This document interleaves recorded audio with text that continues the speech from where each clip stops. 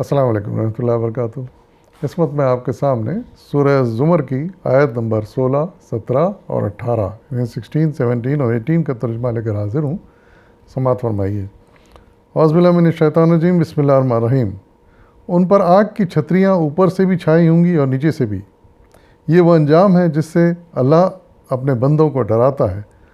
پس اے میرے بندو، میرے غضب سے بچو، بخلاف اس کے جن لوگوں نے طاغوت کی بندگی سے اجتناب کیا اور اللہ کی طرف رجوع کر لیا، ان کے لیے خوشخبری ہے۔ پس اے نبی صلی اللہ علیہ وسلم، بشارت دے دو میرے ان بندوں کو جو بات کو غور سے سنتے ہیں اور ان کے بہترین پہلو کی پیروی کرتے ہیں۔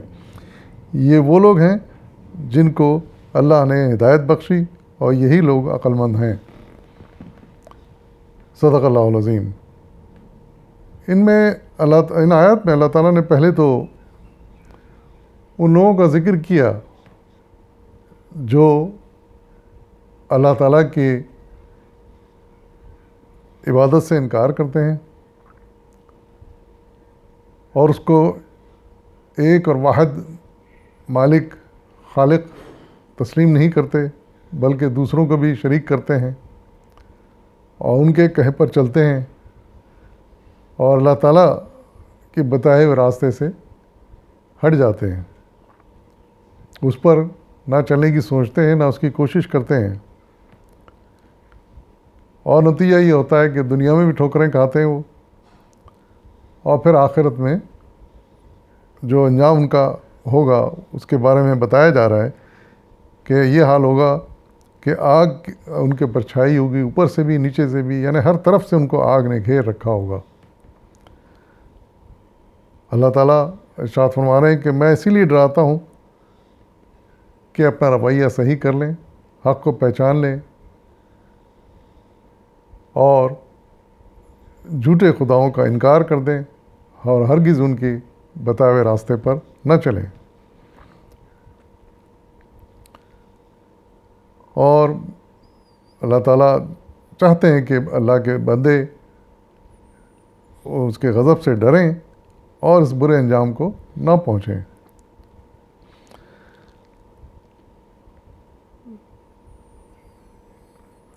پھر ارشاد فرمایا گیا کہ جو لوگ ان جھوٹے معبودوں سے، جھوٹے خداؤں سے انکار کرتے ہیں،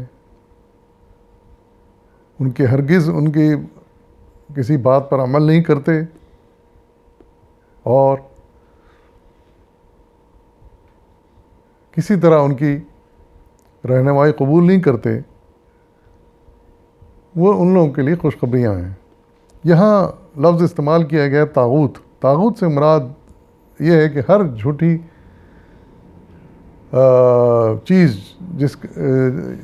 جس کا کہ انسان جس کو فالو کرے، جس کی رہنمائی قبول کرے، اس میں وہ جھوٹے خدا بھی شامل ہیں جو مختلف صورتوں میں دنیا میں پوجے جاتے ہیں، اور اس کے علاوہ کچھ چیزیں بھی ایسی ہیں جن کا انسان حقیقت میں دیکھا جائے تو ایک طرح سے پجاری ہوتا ہے۔ مثال کے طور پر دولت، ہم اپنی زبان میں بھی کہتے ہیں کہ یہ فلاں شخص دولت کا پجاری ہے۔ عزت، ہم دنیا میں بھی کہتے ہیں کہ یار فلاں شخص تو عزت کا پجاری ہے، اس کے خاطر مرا جا رہا ہے، اس کے خاطر سب سارے الٹے سیدھے کام کر رہا ہے۔ پھر تیسری چیز ہے طاقت۔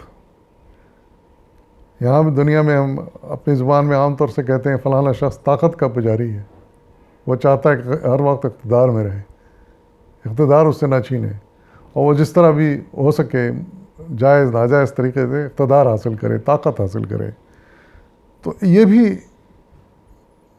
جو چیزیں ہیں دنیا کی، یہ بھی طاغوت کہلائیں گی، یعنی جھوٹی چیزیں جو کبھی قائم رہنے والی نہیں ہیں، آنے جانے والی ہیں، ان کی رہنمائی بھی قبول کر لے، یعنی ان کی لالچ میں آدمی چلتا رہے، ان کو حاصل کرنے کے چکر میں پڑا رہے۔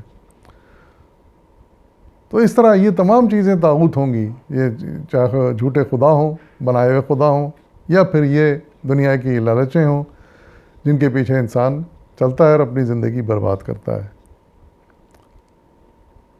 تو اللہ تعالیٰ بعد میں ارشاد فرما رہے ہیں کہ جس نے ان جھوٹے خداؤں کا انکار کیا، جھوٹی چیزوں کا لالچ نہیں کیا، ان کے لیے بڑی خوشخبری ہے، اور پھر وہ اللہ تعالیٰ کی مغفرت بھی پائیں گے، اور اس کے علاوہ جنت کی بے شمار نعمتیں بھی ان کو ملیں گی جس میں وہ ہمیشہ رہیں گے۔ اور یہاں ایک اور بات غور کے لائق ہے کہ ارشاد فرما رہے ہیں اللہ تعالیٰ کہ خوشخبری ان لوگوں کے لیے جو بات کو غور سے سنتے ہیں اور اس کے بہترین پہلو کی پیروی کرتے ہیں۔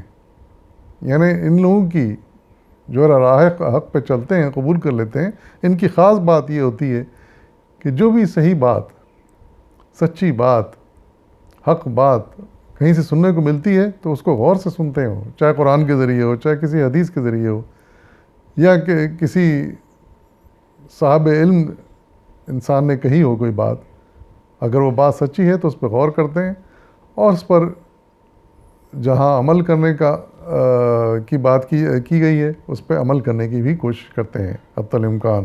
یہ خاص بات ہوتی ہے ایسے لوگوں کی، اور ایسے لوگ اللہ تعالیٰ کی طرف سے ہدایت یافتہ ہوتے ہیں۔ یعنی ظاہر ہے اللہ تعالیٰ کی ہدایت ملی بھی ہوتی ہے جب ہی وہ اس رویے کو اختیار کرتے ہیں اور ان باتوں پر عمل کرتے ہیں، اور ایسے لوگوں کو اللہ تعالیٰ نے عقل مند کہا ہے۔ یعنی ایسے لوگ جو سوچ سمجھ کے کوئی کام کرتے ہیں، اس کے اچھے برے پہلو کو سمجھتے ہیں، اس پہ غور کرتے ہیں، اور پھر صحیح عمل کو، صحیح رویے کو اختیار کرتے ہیں، حق بات کو اختیار کرتے ہیں۔ ایسے لوگوں کو اللہ تعالیٰ نے اولو الباب یعنی عقل مند کہا ہے، دانش مند یا عقل مند۔ تو حقیقت ہے کہ وہی لوگ عقل مند ہیں جو ان باتوں کو اچھی طرح سمجھ لیں، اس میں سے حق کو پہچان لیں، سچ بات کو پہچان لیں، صحیح رہنمائی کو پہچان لیں، اور پھر اس کے اوپر اس کے حساب سے چلیں اور ان باتوں پر عمل کریں۔ تو ظاہر ہے کہ اس سے پھر دنیا بھی بہتر ہو سکتی ہے اور آخرت بھی۔ وآخر دعوانا والحمد للہ رب العالمین۔